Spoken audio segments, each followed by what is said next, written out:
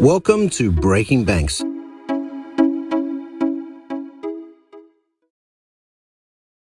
Welcome to Breaking Banks.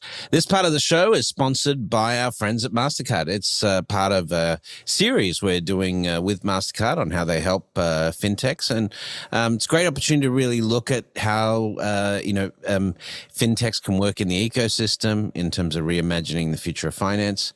The role that Mastercard plays here is helping these fintechs drive smarter decisions, better outcomes, as they go through that phase of building, launching, growing the business. And we're going to get into some of that innovation work, the insights, analytics, loyalty, personalization, consulting, and marketing services that Mastercard uses as part of the tool set. We're joined by Solana Cozzo, head of Mastercard Advisors Business Development for Latin America. LAC, what is it? Latin American Caribbean. Okay, Latin American Caribbean. Okay, cool. And Mariana, and and Mariana Franza, she's the COO at Ualá, the startup we're going to, which is spelt differently to the French way, right? UALA.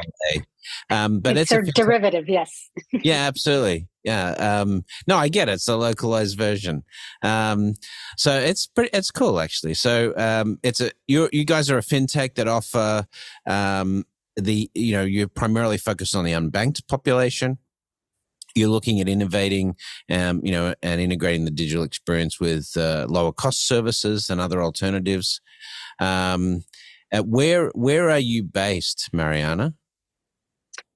We have offices in Argentina, Mexico, and Colombia. And I travel all over. Yeah.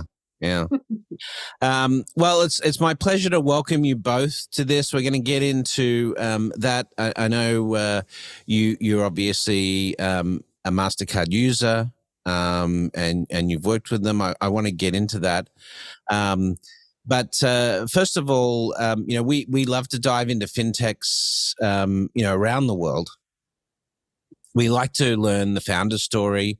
We like to learn sort of how the ideation of how the startup came about. So maybe why don't you start with giving us some background on that? When did you come up with the idea for this? What was the driver, and how did you start on this journey? Well, I wish I could say it was my idea, but it wasn't. No, I know you're the COO, but yeah.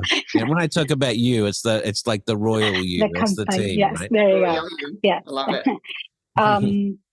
Our founder and CEO, Pier Paolo Barbieri, a Harvard and Cambridge graduate, was the one who came up with the idea. His vision was to bring Latin American money management into the 21st century. His vision was and is that of financial inclusion and financial education in Latin America. He frequently tells the story. This is how the company, his idea starts. He tells the story of seeing his grandmother in line at a bank in Argentina in either the hot or cold weather, whatever season it was, queuing to cash out her pension. And, it wasn't really good that someone her age, or any age for that matter, had to be in line to access, their hard-earned money. So that's kind of when it started. He thought that there had to be a better way to be able to deal with financial products, that it didn't mean that, somebody had to go to a branch or jump through hoops for, to get a financial institution or bank to take care of your money as if they were doing you a favor, or even having to pay to use your money. And so this is how it started, because he understood that the current traditional banking and financial system that we have in Latin America definitely does not incentivize people saving money or investing or lending. So that's how the idea of creating an ecosystem began, financial ecosystem that would allow to financially include those that were unbanked and underbanked in Latin America, which is a big population. There's around 650 million people from Mexico South, and around 50 to 70 million of those 650 million people are 50 to 70%, are unbanked or underbanked, right? In fact, 80% of the transactions in Mexico are still done in cash.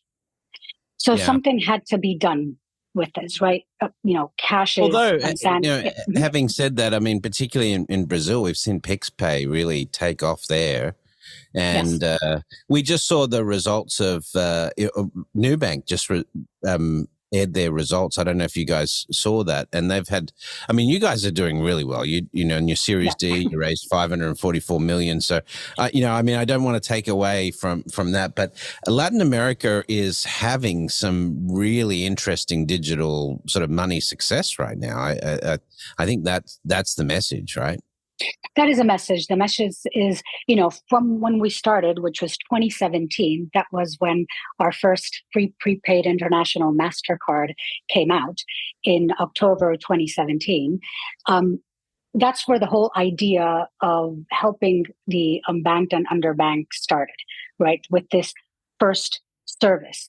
How did it start? Well, by allowing people, for example, that didn't have access to a bank account to load a prepaid card with Mastercard and now have Netflix. If you think about it, people were not had to use somebody else's Netflix account, user and password, because they weren't able to pay for that. Right, so once you allow them to have a Netflix, a prepaid card, they could have their own Netflix account. And that's the way that they started being financially included. 5.5 years later, we've done a lot of things, right? So we currently have 5.5 million customers. We've acquired around 1 million customers a year. We're in 3 different countries, in Argentina, Mexico, and Colombia, with regulated licensees in each one of these countries, either a bank or a financial entity license, right? We've raised, as you said, a little bit over $550 million. The last series was Series D, $350 million in August of 2021. And our investors, we have investors as Tencent, SoftBank, Ribbit, Goldman Sachs, among others, right? And giving us a valuation of $2.5 billion, right? But more importantly, well, it's not bad, like I mean, this is 6 years, so you guys are on a pearl, you're going really well. On a roll. Hey, I do want to ask you, part of the financial inclusion issue is digital inclusion. Is accessibility to digital, like you were talking about the digital service layer, whether it's Netflix or whether it's access to, a basic wallet service or basic services. This is increasingly these two things are being tied together. So, for Ualá, do you guys have to look at that issue and work in tandem with digital inclusion technologies, or is it just happening organically? Well, Latin America has a high penetration of smartphones and internet, which makes our business a little bit easier. Of course, if they didn't have smartphones and internet, it would be a little bit more difficult for us to do this, because that's basically the premise of how we actually go into these countries and make it much easier, right? So somebody doesn't have to go to a physical branch to open an account. You do it even if you're 100 miles away from a city.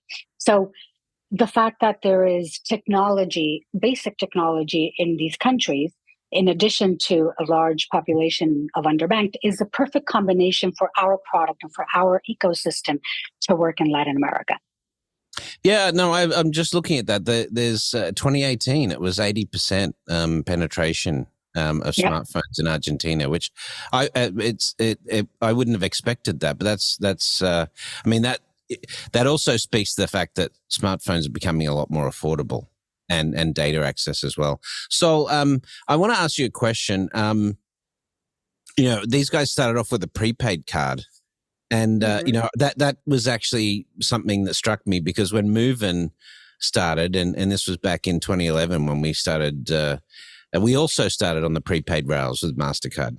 Yeah. Is that sort of like, is that the fairly typical way you start with fintech neobanks? You start with a prepaid instead of a full DDA debit card? I'll tell you this. We are maniacally focused on empowering fintechs like Ualá to build the right products and launch the right strategies to get at the target segment that they want to get into. Now, as we want to penetrate, and collectively with Ualá, the underserved or unbanked population, in that case, perhaps, and given regulation of the market, the right starter product is prepaid. In some cases, prepaid doesn't even exist from a regulation standpoint, and so you start with a light debit account. That's the case in Mexico as an example. But at the end of the day, it's less about the product and it's more about the solution, because what we've learned is we need to meet our customers where they are and how they want to engage with us. And I think a little bit of what we were talking about in terms of like, well, now it's digital inclusion. Throughout the pandemic, right, what we've seen is customers and consumers want to engage in those use cases that come digitally, right? And so that's where the partnership comes with Ualá, where it's a digital wallet and prepaid card associated with a prepaid card or a debit card, doesn't really matter so long as I don't think customers care. Like customers don't care it's a thin DDA or a full DDA, right? Because they're just these basic wallet services and so forth that have been offered, as Mariana was describing. It's really very functional day-to-day stuff. They don't need sophisticated banking products. It's mostly a value store and payments capability. This is exactly right. And honestly, Britt, this is about access, right? And we talk about how committed we are in terms of giving access, but access for a purpose, for the right use cases that ultimately will drive financial prosperity. Because where we started 15 years ago, when we were like, okay, we're going to give access to people via a prepaid card or a debit card, it didn't really matter. But the use case behind that didn't lend itself, because people needed to then, the cash that they were receiving, go and put it into a prepaid card so that they could load the card so that they could go and buy milk. And the guy that's selling milk actually wanted cash. It's now with, they want Netflix, they want to load up for, buying currency online through gaming. They want to send money digitally, and the infrastructure exists when the product of Ualá will actually get the right use case, right? Yeah. And that's the magic. Well, I think it's interesting when you think about the ecosystem in which Ualá came up in. So in terms of early neobanks in the U.S., maybe 10 years after that, but to your earlier point, you're coming up in an era where broadband and mobile is widely accessible and widely adopted. And so we're seeing acceleration now much faster, even though maybe the starting point had been a little bit delayed. So I'm curious, Mariana, from your perspective, I'd like the flip side of the story. As you were looking at the environment and the tools that you could use, what made you look to MasterCard, and what in particular were a couple of the building blocks that help you get started so quickly? Well, definitely their technology was, the main component of our decision to go to MasterCard, and everything and every feature within their processing and the services and the, consulting and innovation that they gave us were important to make a decision of, this is the card that we want to go to, right? And how do we want to penetrate, and specifically, how do we, want to go into a specific segment of the population that is needed in Latin America. We saw that the way, what they provided, again, from a technology perspective, from a reliability perspective, from a cost perspective, and from the way that we could expand in the future, we ended up, becoming a principal member of MasterCard, was the way that we wanted to go, because of the way that we, Ualá, wanted to grow into Latin America. And MasterCard was the one that was giving us the platform in all its, shapes and form, in order to be able to us expand in the different countries in Latin America. And they have presence, of course, big presence in all of these countries, and proven presence where we could be successful. Well, and speaking of expansion, can you walk through a little bit why Colombia and Mexico, and what was your thinking around that as an expansion path, and where do you think it goes from here? First was definitely, as we said at the beginning, it was financial inclusion, right? We saw Mexico and Colombia have big populations. Mexico has around 200 million people. Colombia has around 40 million people. These are countries that have a large population per se, plus a large population of unbanked, and in addition have a big penetration of smartphones and internet. And the financial system is concentrated in a very few local players that are not incentivized to create financial inclusion. They make it very difficult for people to be financially included. They make it very expensive to be financially included. Right? If you go to, maybe countries like Chile, they have a large population of banked. So, our service would be good, but it's already, financial inclusion is big there. When we decide to go into these countries, we're looking at that population, smartphone penetration, internet penetration, and how our services can allow for financial inclusion, and not only for prepaid card. Because we, as Sol was saying, we then migrate to a debit card. And that's why we migrated to a bank with other services that we can use. We've recently launched our credit card in Mexico with Mastercard as well, in our newly acquired bank in Mexico. So we're increasing the products that we're doing and the services that we're doing with Mastercard as an underlying platform. Why? Because it's not only about a prepaid card. It's about creating a credit history for the clients, that they start by a prepaid card, but then they have a bank account. And when they have a bank account, they can have credit. And if they're a business owner, we can now look at their credit history to give them, and allow them to invest, right? And give them investment products. That's the ecosystem that I did notice that you guys, one of the objectives that you have is helping people build a credit rating, right? Mm-hmm. Because, particularly for those that have been financially excluded, one of the building that's quite complex. So if you've got someone that's sort of doing that for you by default, making it easy. So you've mentioned the prepaid card, you mentioned the credit card. What other products do you guys have as a neobank platform? In our ecosystem, we have the prepaid card, we have the credit card, we have the debit card as well in our bank in Colombia, or financial entity in Colombia, and our bank in Mexico. We already have a bank in Argentina, which is called Bank, which we're integrating. So we're migrating as well to Mastercard. They used to have Visa, but we're going to Mastercard as well. We have credit products as part of the ecosystem. We have wealth products, so people can actually invest in money market funds. We have an e-commerce platform for our business owners, so we provide payment links as well as point of sale terminals, so they can charge their services, and then that money goes into the bank, and with that money they can invest. We have insurance. Yeah, I saw you have insurance for pets and cell phone insurance and stuff. That's pretty cool. Which I think it's a no-brainer. Like to be a one-stop shop. For the financial inclusion level, this is probably the first insurance products these guys have utilized as well. Do you use the QR code for merchant payments as well? Yes, Argentina is really well known for the use of QR code. Actually, it has, Argentina has a regulation of being QR codes have to be interoperable within all the wallets. So we provide our QR code, but that can be used by another wallet as well as other wallets. QR code, the money can come directly into us. Yeah. So we provide that too, and that has allowed us to, go 3 digits in growth when it comes to payments for our Ualá brand, which is for business owners. So is that an RTP, right, real-time payment system, or is it a QR layer on top of the existing bank-to-bank network? No, it's a real-time system, right? So once you actually, for business owners, what we do is the moment that they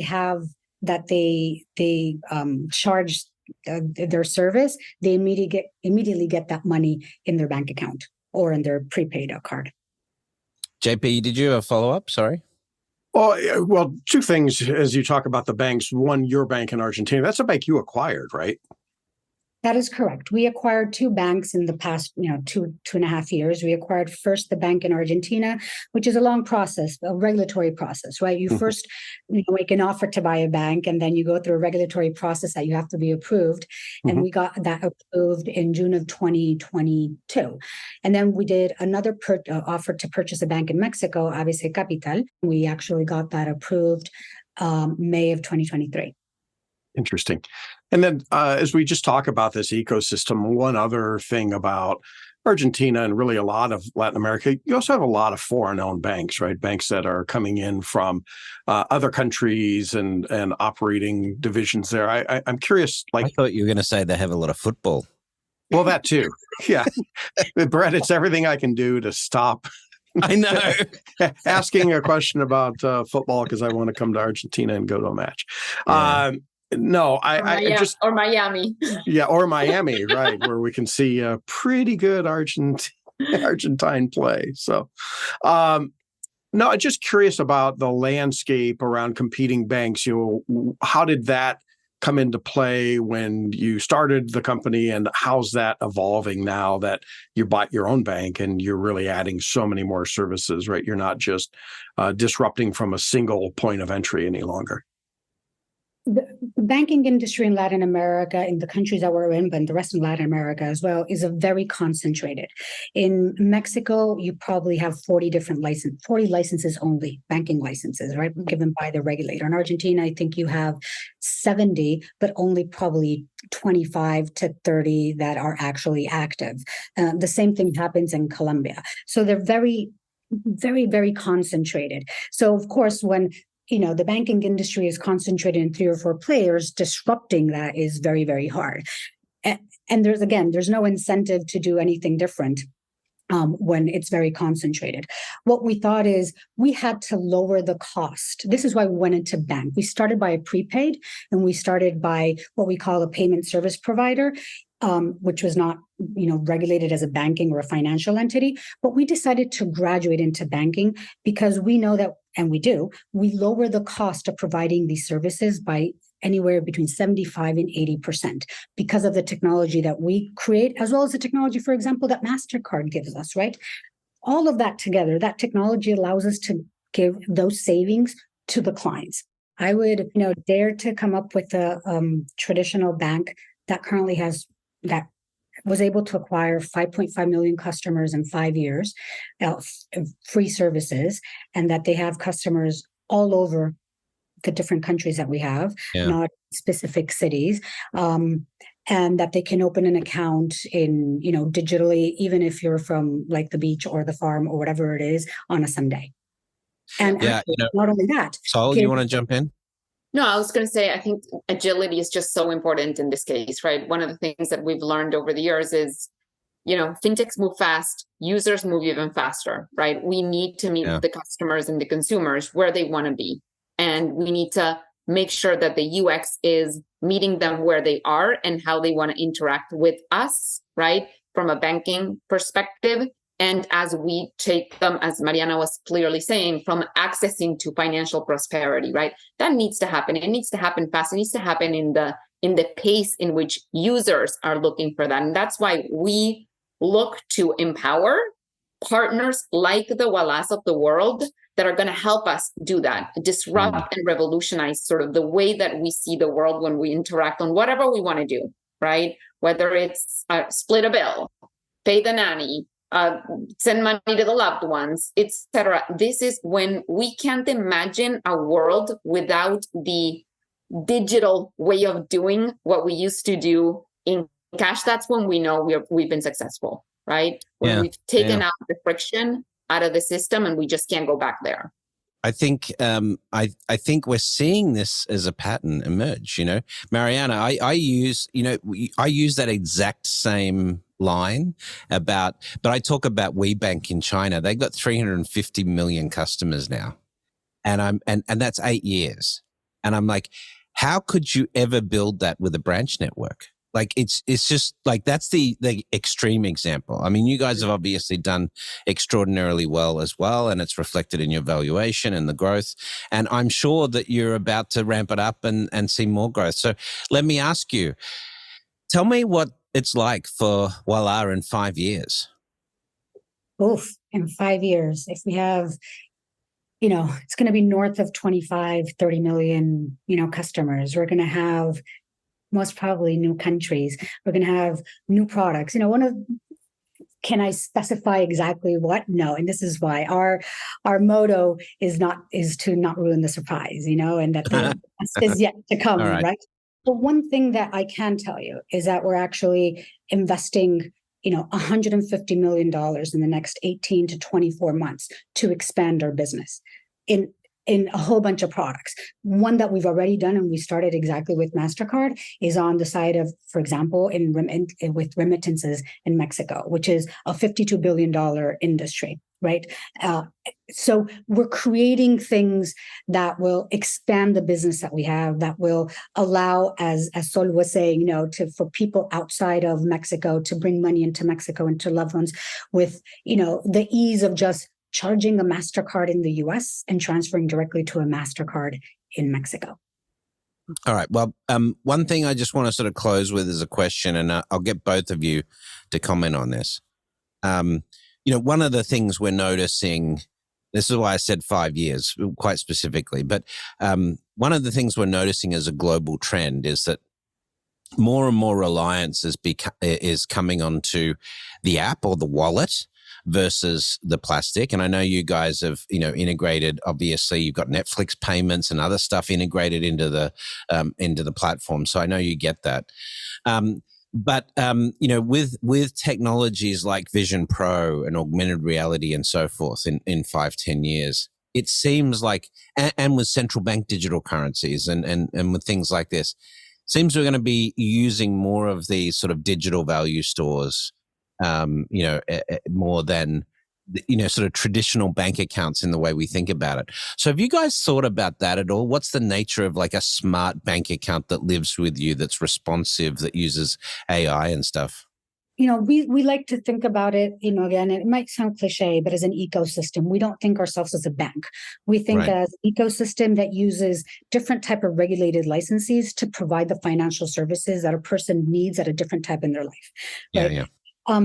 And we use different technology today, digital currency in Latin America with the central banks how they are in Latin America might take longer than 5 years, to be honest, right? I think we have other problems to solve in Latin America before we get there, right? Yeah. But yes, maybe the basic thing of actually not using cash, which is right. enemy. I think not using cash, but also just helping people understand when they've made a good purchase decision or a bad one, in terms of their overall financial health. That sort of is a lot easier to do today with UX and so forth, right? Well, let me tell you what we do, right? We actually, we have 30% of the population between 18 and 23 years old is a customer of Ualá in Argentina, right? So that's a big market share. So, and this is part of the financial inclusion and education, financial education that you're saying. How do I know if I'm investing correctly or not? So we have a big platform that teaches younger people how to invest, why to invest, what is a good purchase, what are cashbacks, how to do a budget. And we do it very early on, not only from 18 to 23, but we actually open accounts with, parent supervision and parents' approval from kids that are 13 and up. In looking at the technology for this and looking at financial education and its alignment with long-term financial health, the trick is modifying behavior. It's not budgeting. Only about 17% of the population have at least in the United States, even with the education system that the US has, have the ability to effectively use a budget, because a budget is not so much about budgeting per se as it is about discipline. So if you can fix the behavioral issues, it's actually far more effective. But anyway, I don't want to go down that rabbit hole. Two comments to answer the first question, and then a comment on that as well. So to answer the first question, Bert, I think it is much less about the card, the plastic, the device. It's more about the value of the virtual soul of the account, so to speak, because the device through which we access that account is going to morph, it's going to change, it's going to evolve, right? It could be in the form of a phone, it could be in the form of a watch, it could be in the form of a car. Anything will be able to be a payment device, and God knows, and if I knew, I'd probably be, a millionaire right now. In terms of what that device is going to be, could be your hand, right? glasses, whatever. The device is less relevant. Well, yeah, we're seeing obviously gesture control and stuff like this. Exactly. We are the operating system now, the humans, right? Yeah, that's the catchphrase for the AI guys. So, and going to the behavior and the future of tomorrow, I think it's about driving the fun way in which we establish that discipline, right? Like one of the things that we were doing in terms of financial education for one very, very big program that we have in the US is a little bit of a healthy competition around, like, if you do the right behavior, we're going to then give you some promos or money back or gift back, etc. And that's worked really well in terms of in terms of driving the right behavior, which is not budgeting, but it's that discipline that helps you save for a better tomorrow, right? Yeah, and this absolutely. is the journey of financial access through financial prosperity, which Mariana was talking about. Well, that's a great way to finish off. That's a good message, right? That and to be fair, and Mariana, you started the conversation talking about smartphone access and so forth. Since 2011, we've brought 1.4 billion people into the financial system through mobile technology, right? Financial inclusion accomplished with mobile phones globally. That's a stat that came to us from the Bill and Melinda Gates Foundation, from Costa Peric, when we had him on the show a couple of months ago. We are making progress. Now it's the last mile. And it's just sort of dealing with, fringe access for digital and also literacy issues and things like that. But we are tackling those things. So thank you both very much for joining Breaking Banks today. Mariana, how can people find out more about Ualá?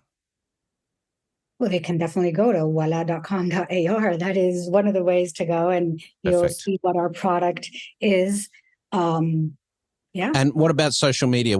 I know you guys are on Twitter, but are you active on TikTok? We're on TikTok, we're on Twitter, we're on Facebook, we're on LinkedIn. You can find us. That's always a good test for me of fintechs, how plugged they are into their customer base. If you're not on TikTok, then yeah. And Sol, what about the Mastercard partnerships that you're doing with fintechs? Where can we find out more about that? Same. You can find us on LinkedIn. You can find us on social media across channels, and of course, Mastercard.com. You can always find me as well. Right. And I know you have a services URL as well, MastercardServices.com. MastercardServices.com.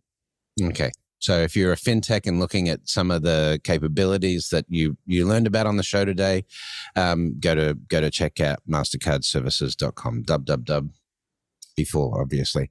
Well, thank you both for joining us on Breaking Banks. That's it for the show today. Thanks for joining us as listeners. We'll be back with more later.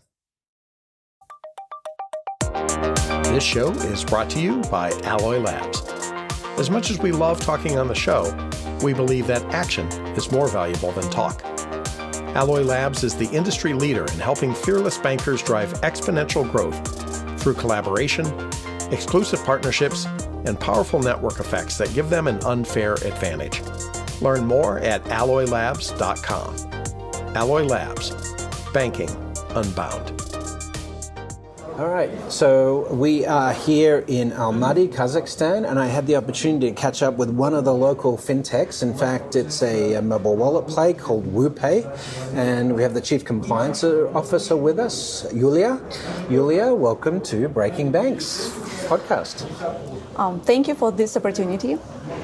Tell me about Wooppay, for people who aren't familiar with it. Okay, Wooppay, it's a payment organization based in Karaganda, Kazakhstan, and it's actually the only one payment organization from Karaganda, and I believe the only one in Kazakhstan with a central office not in Almaty or Astana. Okay. So it's kind of unique company, and we have several products that we offer into the market, and one of them is digital wallet. As you told today, it's the future of payments. Yes. So it was really great to hear that. Also, we were the first company in Kazakhstan who did the mobile financial services. Okay. Yes. So how long have you been operating? 10 years. Oh, wow. Almost 11. And so that's quite a while. I mean, that's about Movin, the startup I started, was 2011. It's 12 years now, but 2013 was sort of where it was all. 2013 was where it was all happening. 2012. 2012. Yes, okay. but we are counting our birthday not from the date of registering the company, but from the date of the first transaction. That's why it's only 11. And so, what technology is the wallet based on? Are you using QR, using tokens? How does the wallet itself work? Well, it's just a software. I mean, there is no token, nothing like that. Right. Okay. And can you tell me about how people use Wooppay in Kazakhstan? Yes, they mostly using it to pay for products and services, and to make transactions between physical entities. And we created several projects to allow people to pay, for example, for transport, for buses, for parking slots, and so on. Oh, that's good. So, do you do person-to-person payments as well? Yes. P2P? Yes. Okay. And so, does it work with the card system, or is it separate to card rails? It can work with the card systems as well, and mobile balance. So we use different mechanisms to... You're agnostic to the payment type, in other words. Okay. And so do you operate your own value store, or does it link to bank accounts? It is... can you recharge your wallet and have some money stored on the wallet? Yes, okay. It's possible, but main point that digital money in Kazakhstan, all of them are accumulated on the bank account of the bank who did the emission. Okay. Yes, and we are just counting the amounts that different users have. Okay. So do you have to do KYC separately, or do you link to do you actually use the bank KYC to identify a customer? We have to do KYC separately, and we have some limitations. We can proceed with the transactions with the unidentified people, but it's a we limit. have limits. It's like a prepaid card limitation. We have limits. It's not that big, like in the United States, I believe, because it's about $3,000. Yeah, $2,500 right? US on prepaid, I think. Yeah. 3,000. And here it's less than 500. Okay. All right. So, one of the things we're noticing around the world is that, particularly in places like China, in Kenya, and so forth, these wallet ecosystems have sort of set a benchmark in many ways, and now the banks are sort of trying to follow. Same with challenger banks. So, are there any innovations that Wooppay has come into the market that you've seen banks sort of trying to copy what you are doing? Or do you find yourself more as a partner of banks in the ecosystem? Well, I can't say so. I mean, we're not someone who try to fight with banks. We definitely have to work with them because in Kazakhstan, payment organizations really depend on banks. So you cannot exist yourself. Right. So it's cooperative. Yes, it's cooperative. And what is the regulatory infrastructure for mobile wallets? Do you have? Is there a Fintech license that is here, or do you have to register as a standard payments company? How does it work in Kazakhstan? It's quite interesting because we did not have separate regulations for mobile financial services, and we created a model based on the existing regulations. Right. So we just have the regular permission from National Bank to operate as a payment organization working with the digital money. That's all. And so we created this model based on that. Now, as a compliance officer, what I've noticed with many fintech startups around the world is they tend to want to experiment and try new things, and they're always going to the regulator asking, can we try this, can we try that? Whereas a lot of banks and traditional payment companies will sort of say, well, we can't do that because the regulator doesn't say we can do that yet. So as a compliance officer, how would you say your relationship with the regulator is different from a traditional bank? Well, we have quite strict regulations in several spheres, but our national bank, they try to listen to the market. So sometimes it's possible to, to help them to give new options for the market. And also we have the regulatory sandboxes. We have one in National Bank, and also we have one in Astana International Financial Center. So here is the possibilities to make some experiments.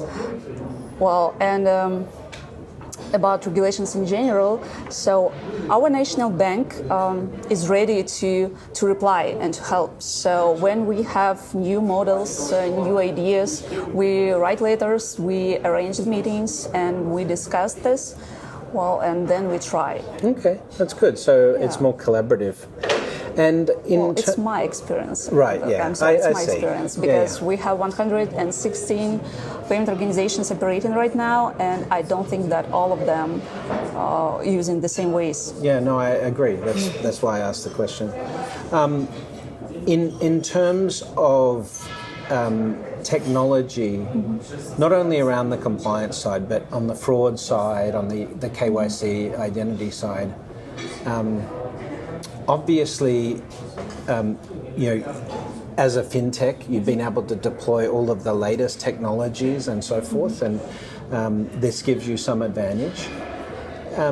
In respect to the industry as a whole and comparing your business with other operators in Kazakhstan, where do you think you have a technical advantage in terms of things like fraud management or compliance? Well, if we're talking about the fintech companies, about payment organizations in Kazakhstan, I believe we're one of the best. And in terms of AML and KYC and anti-fraud systems, it is possible that we are the best. Yes. At least I believe in it. And mostly we did all the software ourselves, and we implemented best practices.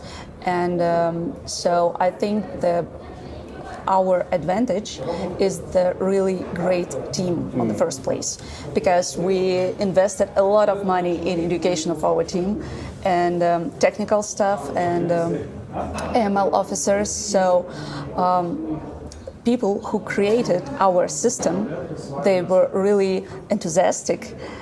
They really wanted to do this. Right. You know? Yeah. So idealists. It creates a culture of yes. Idealism, but wanting to push the boundaries, wanting to try new things. I see. Yes. How long have you been with Wooppay? From the very beginning. From the beginning? Yes. You were one of the founding team?